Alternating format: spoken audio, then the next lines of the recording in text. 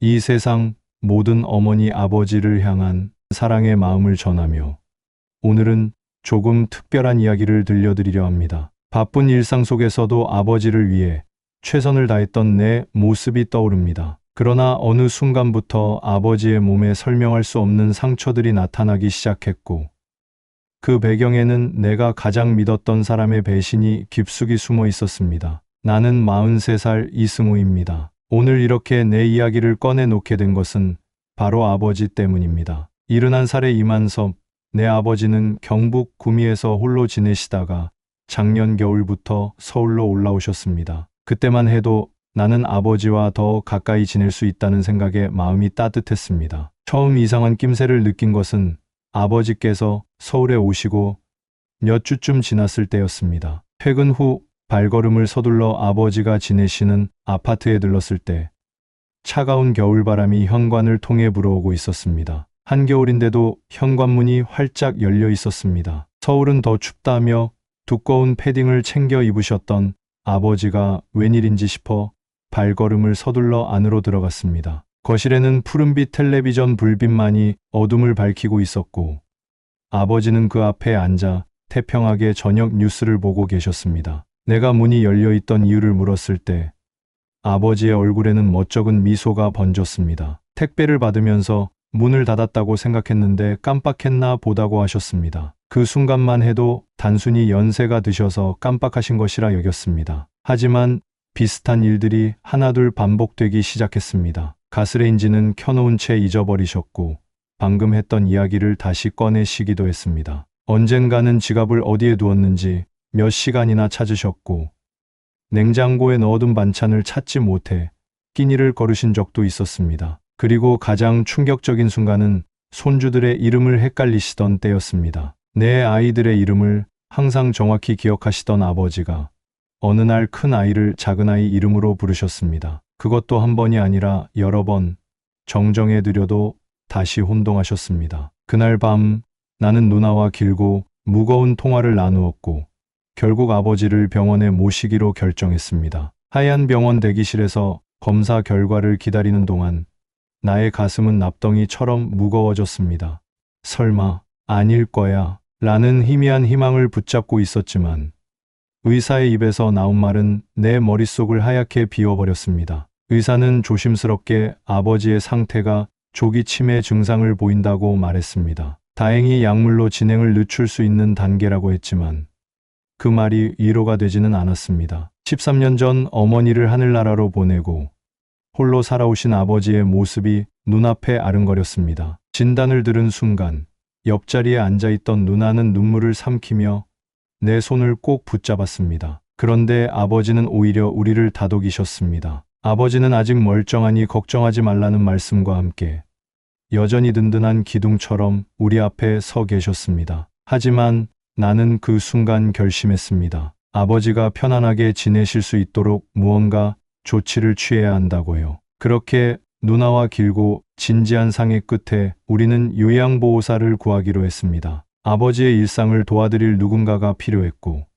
우리 가족만으로는 충분한 돌봄을 제공하기 어렵다는 현실을 인정해야 했습니다. 그날 저녁 누나와 나는 아버지의 미래에 관해 길고 무거운 대화를 나누었습니다. 거실의 은은한 조명 아래 누나의 목소리에는 깊은 걱정이 묻어났습니다. 아버지를 모시고 있으려면 혼자서는 감당하기 어려울 거라고, 요양보호사를 알아보는 것이 좋겠다고 말했습니다. 그 말에 나는 고개를 끄덕였습니다. 아버지의 건강과 안전을 위해서는 전문적인 도움이 필요한 시점이었습니다. 그렇게 여러 추천과 면접 끝에 찾아낸 분이 바로 한말순 씨였습니다. 올해로 58, 10년이 넘는 경력의 베테랑 요양보호사로 손꼽히던 분이었습니다. 처음 만남에서 느껴진 인상은 따뜻하고 다정했습니다. 부드러운 미소와 안정감 있는 목소리가 마음을 편안하게 해주었습니다. 흰색 블라우스에 깔끔한 청바지를 입은 한말순 씨는 우리와 대화하는 내내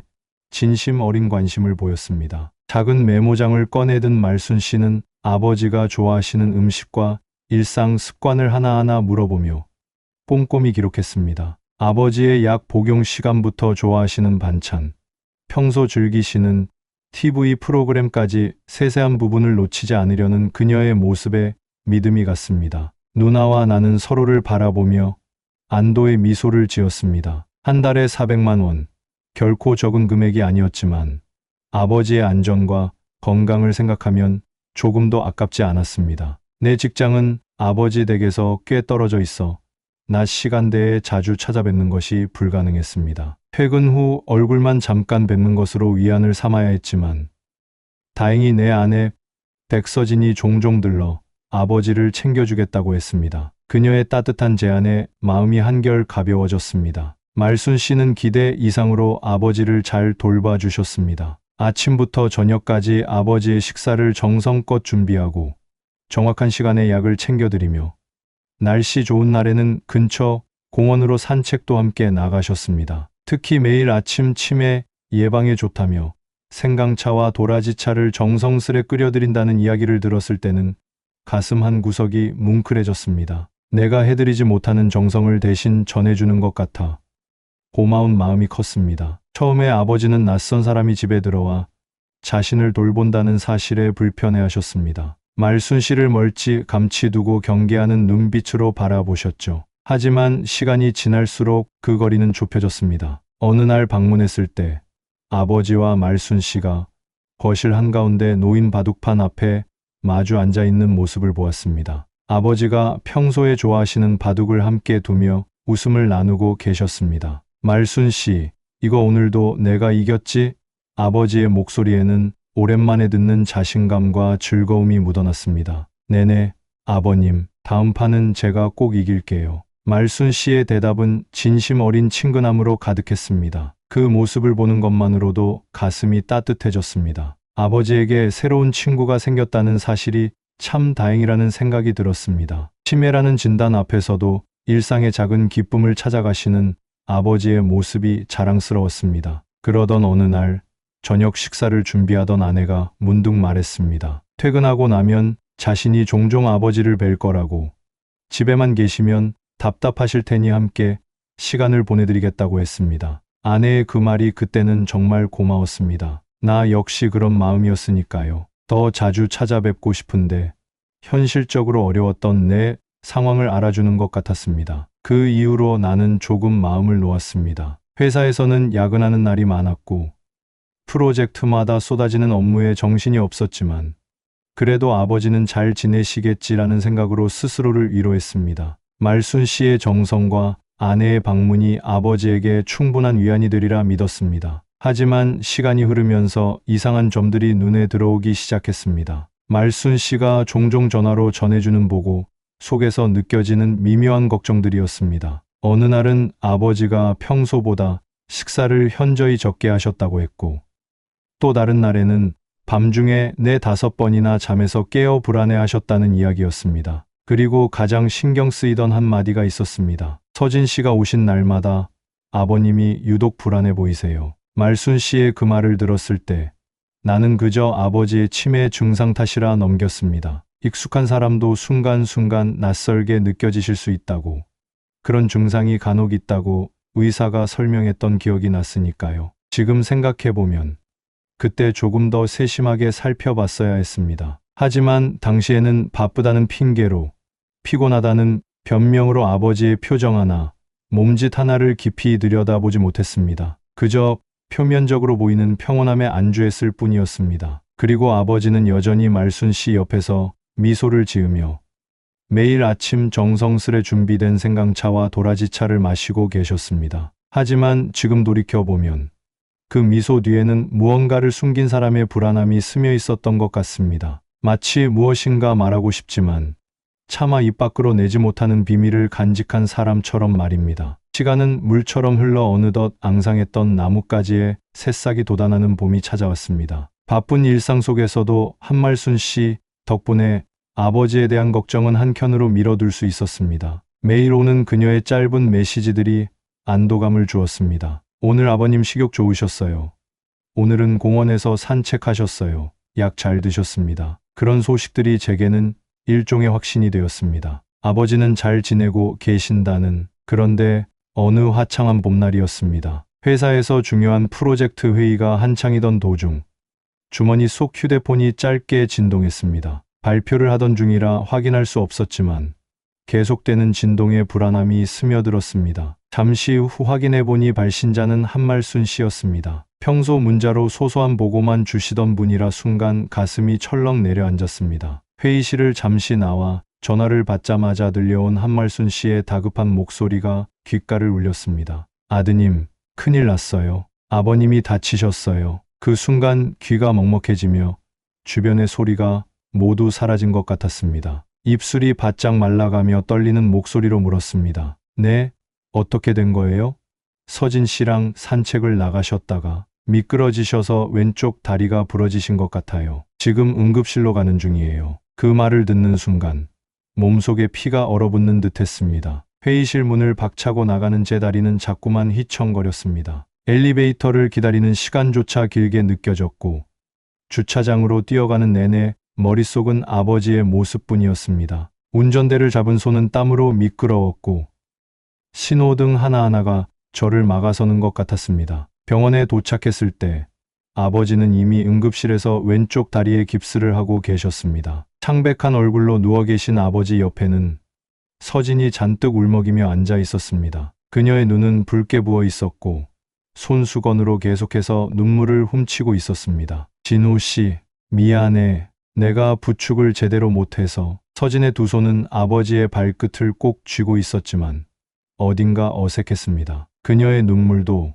목소리도 마치 연습한 듯 울려 퍼졌습니다. 그 순간 스친 이질감을 저는 곧 밀어냈습니다. 지금은 아버지가 중요해. 담당 의사는 다행히 큰 부상은 아니라며 안심시켰습니다. 단순 골절이라 수술 없이 깁스만으로 치료가 가능하지만 연세가 있으시니 며칠간 입원하셔서 경과를 지켜봐야 한다고 했습니다. 그 소식을 듣고 누나는 당일로 급히 서울로 올라왔습니다. 병실에 들어서자마자 누나는 아버지의 손을 양손으로 꼭 붙잡고 눈물을 참으며 아버지를 안심시키려 했습니다. 아버지, 저 왔어요. 걱정 마세요. 금방 나으실 거예요. 아버지는 그런 누나를 보며 오히려 웃음 지으셨습니다. 뭐가 걱정이야. 이까짓 다리 하나쯤이야. 너희만 건강하면 된다. 입원 기간 동안 한말순 씨는 병실을 지키며 아버지의 수발을 들었고 누나와 제가 번갈아 가며 병원을 찾았습니다. 아내도 꽃과 과일을 들고 매일같이 병문안을 왔습니다. 하지만 묘하게도 아버지는 서진이 오면 대화를 줄이고 눈을 감으시는 일이 잦았습니다. 그런데 문제는 그 뒤였습니다. 아버지가 퇴원하고 며칠 지나지 않아 저녁 식사를 하던 중 아내가 저에게 뜬금없이 말을 꺼냈습니다. 진호 씨, 이제 아버님 요양원 보내는 건 어때요?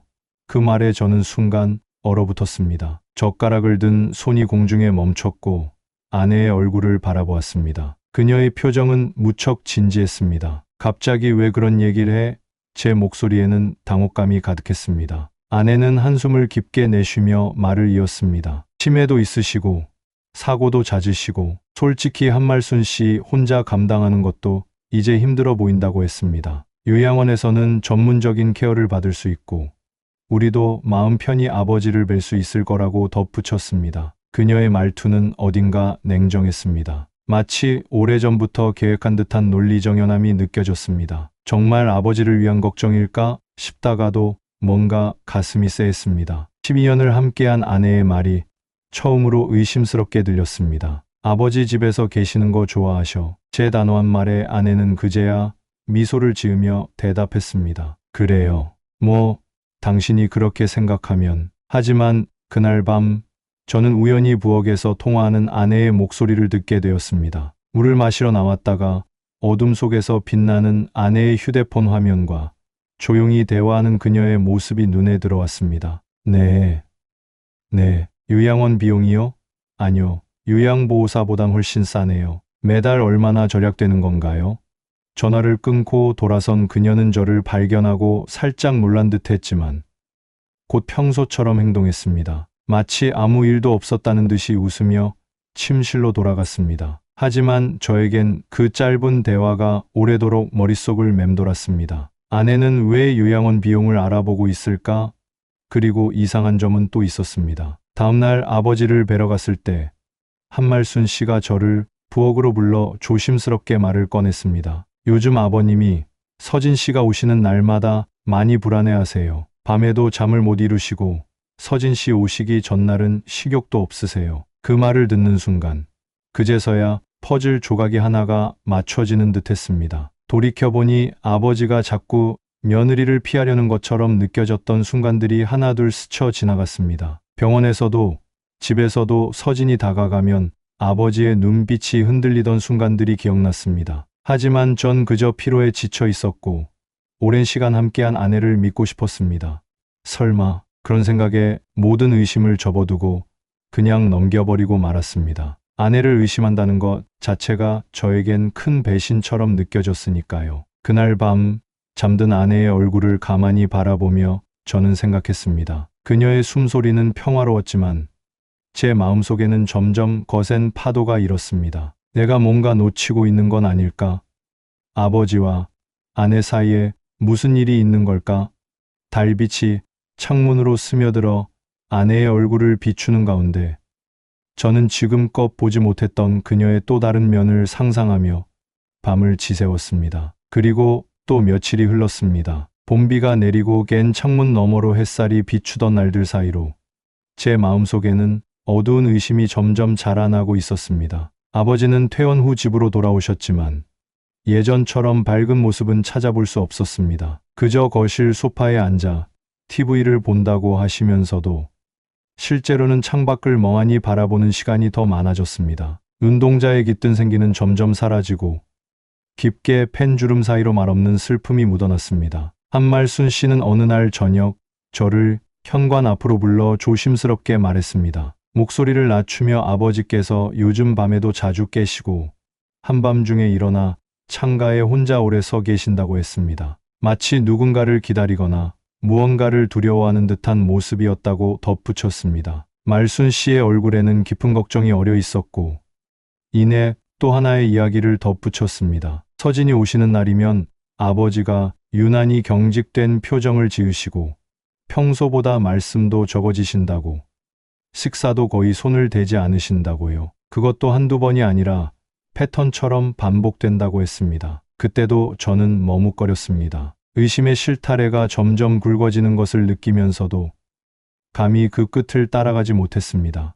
혹시 아내가 일부러 아버지를 힘들게 하는 것일까?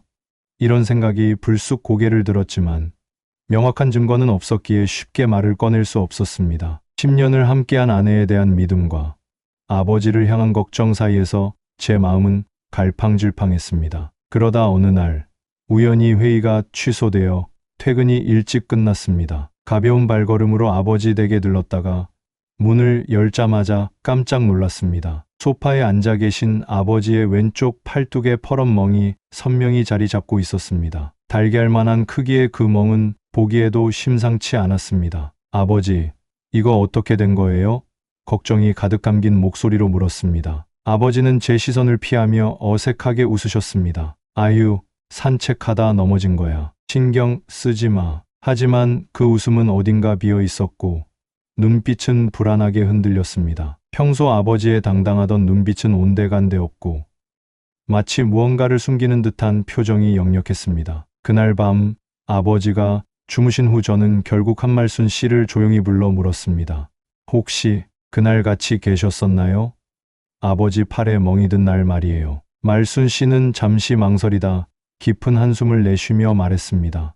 사실 산책 나갔다가 제가 잠깐 화장실 다녀오는 사이였어요. 서진 씨와 아버님 둘이 계셨죠. 돌아오니까 아버님이 혼자 벤치에 앉아 계셨고 팔에 멍이 들어 있었어요. 서진 씨가 살짝 부딪혔다며 넘기셨어요. 그 말을 듣는 순간 심장이 쿵 내려앉았습니다. 머릿속이 하얗게 변하며 온갖 생각이 스쳐 지나갔습니다. 그동안 미뤄왔던 의심들이 한순간에 현실감 있게 다가왔습니다. 그리고 또 하나의 충격적인 고백이 이어졌습니다. 아드님, 요즘 서진 씨가 아버님께 요양원 얘기를 자주 하시는 것 같아요. 그럴 때마다 아버님이 대답도 못하시고 고개만 푹 숙이세요. 때로는 밤중에 가기 싫다며 중얼거리시기도 하셨어요. 점점 불길한 마음이 커져갔습니다. 아내가 저를 피해 따로 뭔가를 꾸미는 건 아닐까. 그동안 눈치채지 못했던 작은 징후들이 모여 하나의 그림을 완성해 가고 있었습니다. 밤중에 아내가 요양원에 대해 통화하던 모습,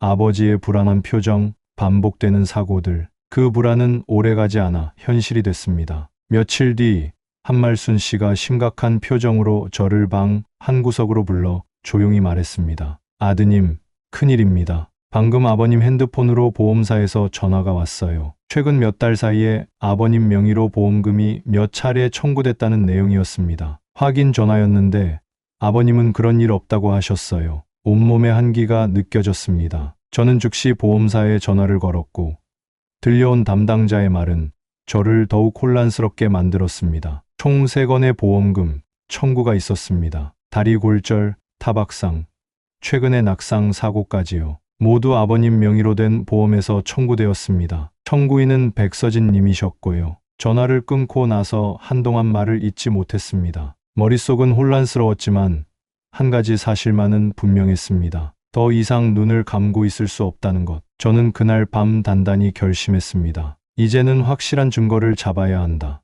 혼자 끙끙 앓을 단계는 이미 지났다고 판단했습니다. 이 상황을 직시하고 아버지를 보호해야 한다는 강한 의지가 제 안에서 솟아올랐습니다. 다음 날 저는 회사에 연차를 내고 한말순 씨에게도 상황을 상세히 설명했습니다. 마음의 준비를 단단히 한 저는 말순 씨에게 당부했습니다. 오늘 아내가 또 산책을 나가자고 할 가능성이 높아요. 꼭 함께 있어 주세요. 단둘이 두지 말아 주세요. 제가 멀리서 지켜볼 테니까요. 한 씨는 제 말을 듣고는 심각하게 고개를 끄덕였습니다. 그녀의 눈빛에서도 결연한 의지가 느껴졌습니다. 예상은 정확히 적중했습니다. 퇴근 시간 중 서진이 평소와 같은 목소리로 말하더군요. 오늘도 아버님 모시고 잠깐 산책 나가려고 해. 저녁 준비하기 전에 바람 좀 쐬시면 좋잖아. 그녀의 말투는 평소와 다름없었지만 눈빛은 어딘가 불안해 보였습니다. 마치 자신의 계획이 들통날까 두려워하는 듯했습니다. 저는 아내의 의도를 알면서도 모르는 척 웃으며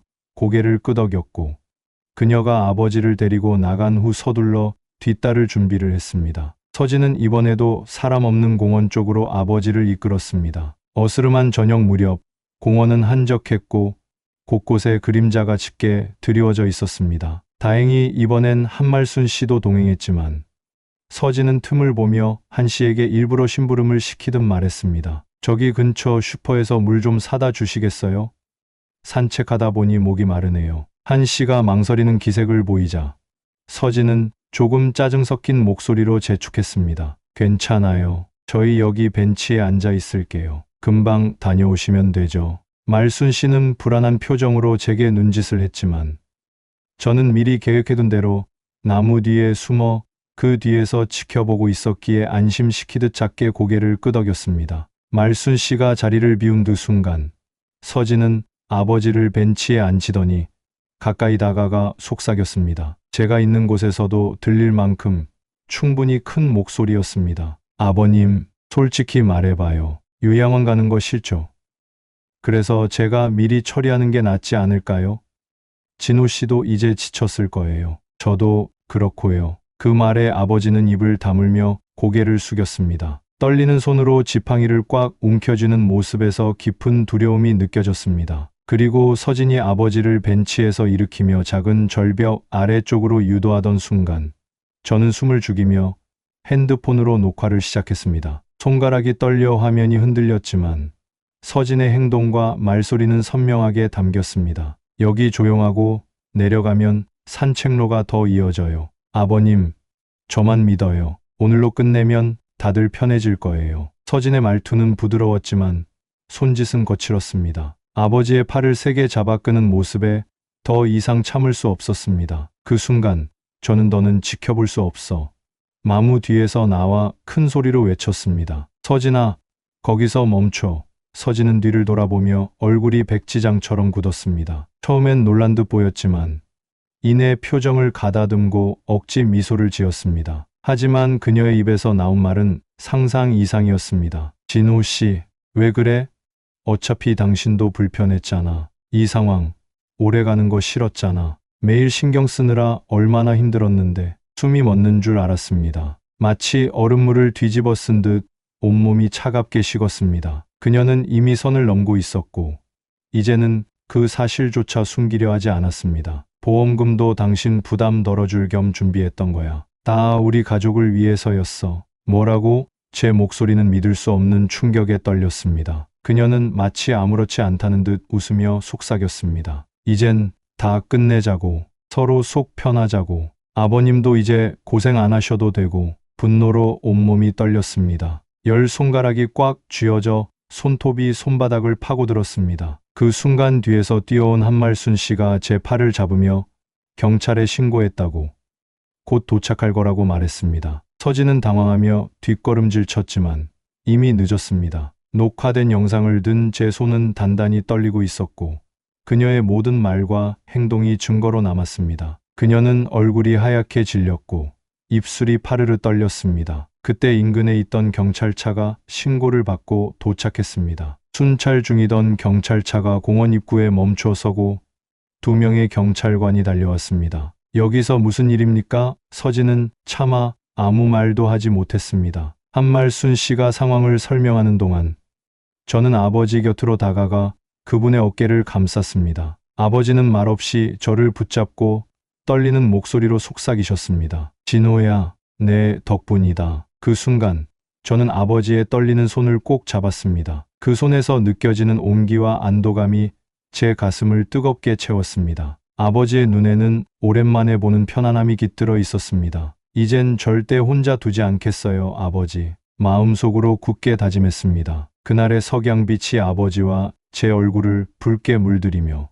우리 앞에 새로운 시작을 알리는 듯했습니다. 그리고 한 달쯤 되었을까요? 봄의 끝자락에서 여름으로 넘어가는 무렵 저는 마침내 결심했습니다. 가벼운 바람에도 흔들리던 제 마음은 이제 단단히 뿌리내렸습니다. 이제부터는 퇴근 후에도 주말에도 늘 아버지와 함께 시간을 보내리라 다짐했습니다. 직장에서도 제 상황을 이해해준 덕분에 조금 더 유연한 근무가 가능해졌고 누나도 자주 내려와 도움의 손길을 보태주었습니다. 사건 이후 저는 모든 보험 서류를 하나하나 꼼꼼히 정리했습니다. 서진이 아버지 명의로 가입했던 모든 보험들을 확인하고 불필요한 것들은 해지했습니다. 그리고 누군가 다시 요양원 이야기를 꺼냈을 때 저는 단칼에 거절했습니다. 아버지는 이 집에서 평생 지내실 거야. 그 말에는 어떤 타협도 없었습니다. 아버지가 가장 편안하게 느끼는 곳, 그분의 추억이 담긴 공간에서 지내시게 하는 것이 제가 할 수 있는 최소한의 도리라고 생각했습니다. 한말순 씨도 여전히 아버지 곁을 든든하게 지켜주셨습니다. 사건 이후 그녀에게 떠날 기회를 드렸지만 오히려 더 단호하게 남겠다고 하셨습니다. 아드님, 제가 아버님 곁을 지키는 게 맞습니다. 이제 더 신경 쓰고 더 잘 모시겠습니다. 그녀의 진심 어린 헌신에 가슴이 뭉클했습니다. 그녀는 아버지의 작은 일 하나까지도 정성껏 돌봐주었고 아버지는 그녀가 끓여주는 생강차와 도라지차를 마시며 편안한 미소를 지으셨습니다. 시간이 흐르면서 아버지의 표정은 점차 밝아졌습니다. 눈가의 주름살이 웃음으로 깊어지고 목소리에도 활기가 돌아왔습니다. 예전처럼 손주들과 웃으며 바둑을 두기도 하고 날씨 좋은 날에는 바깥 산책도 자주 나가셨습니다. 가끔 기억이 흐릿해지는 순간도 있었지만 그것조차 자연스럽게 받아들이는 법을 배웠습니다. 진호야, 요즘 다시 기운이 돌아오는 것 같아. 어느 저녁 식사 후 아버지가 문득 건네신 말에 저는 마음이 저릿하게 울렸습니다. 그 말 속에는 단순한 건강의 회복뿐만 아니라 마음의 평화를 되찾으셨다는 의미가 담겨 있었습니다. 그날 밤 저는 아버지와 따로 산책을 나갔습니다. 초여름의 시원한 밤 공기가 얼굴을 스치고 멀리서 들려오는 풀벌레 소리가 정막을 채웠습니다. 한참을 말없이 걷던 아버지는 천천히 말을 꺼내셨습니다.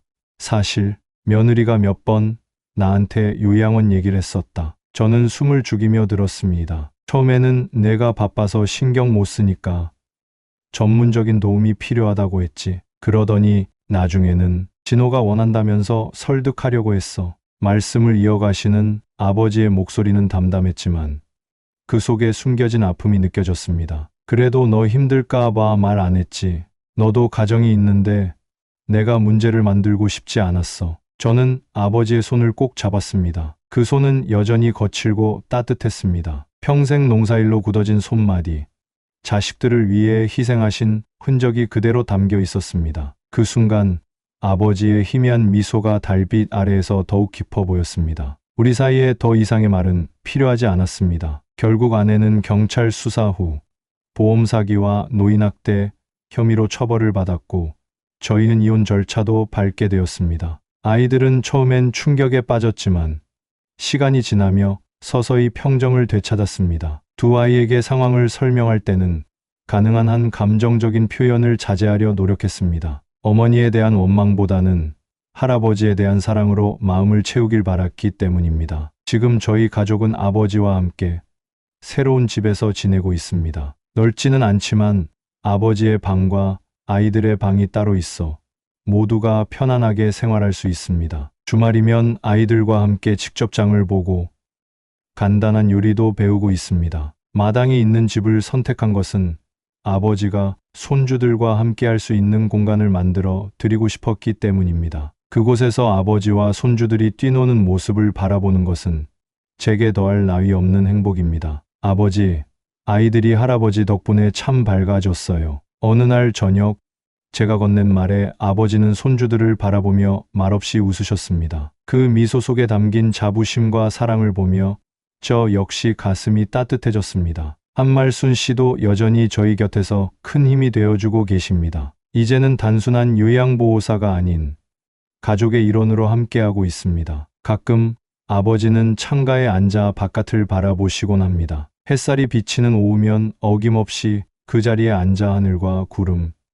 지나가는 사람들을 관찰하십니다. 하지만 이제는 그 표정에 외로움이 아닌 따스한 여유가 가득합니다. 때로는 손주들이 옆에 앉아 함께 바깥 풍경을 감상하기도 합니다. 말이 없어도 그 시간은 특별한 교감으로 채워집니다. 이 모든 일이 있기 전에는 미처 몰랐습니다. 누군가에게 가족이란 이름으로 상처를 줄 수도, 또 그 이름으로 다시 회복할 수도 있다는 거요. 저는 아버지를 지켜냈고 아버지도 저를 믿어주셨습니다. 그 과정에서 우리는 서로에게 가장 든든한 존재가 되었습니다. 그래서 오늘도 다짐합니다. 어떤 일이 있어도 아버지 곁을 지키겠다. 그리고 아이들에게도 가르칩니다. 가족의 의미, 그리고 서로를 지키는 일의 소중함을. 이 이야기를 듣고 계신 분들께 꼭 전하고 싶습니다. 부모님이 곁에 계신 지금 더 많이 안아드리고 더 자주 사랑한다고 말씀드리세요. 바쁜 일상 속에서 잊고 지냈던 그 마음을 꺼내보세요. 그 순간이 얼마나 소중한지